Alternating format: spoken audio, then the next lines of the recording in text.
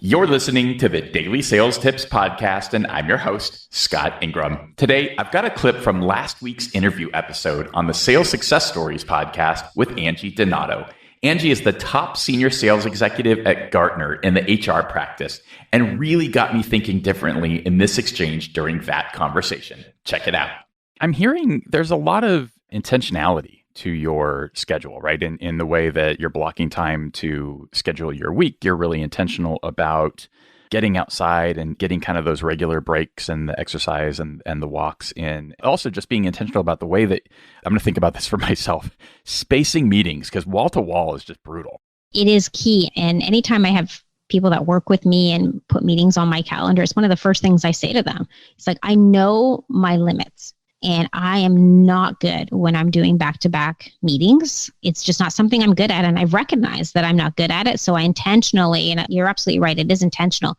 I will delay a meeting if I need to, right? If it's like, oh, they're only available 3 to 4 on Monday and I'm not, well, or I could be, but it's back-to-back, I'll move it.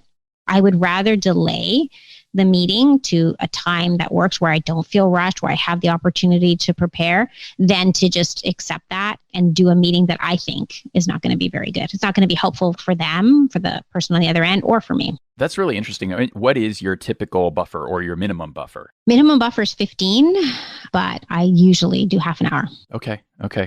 All right. You're inspiring me to think about this. Good.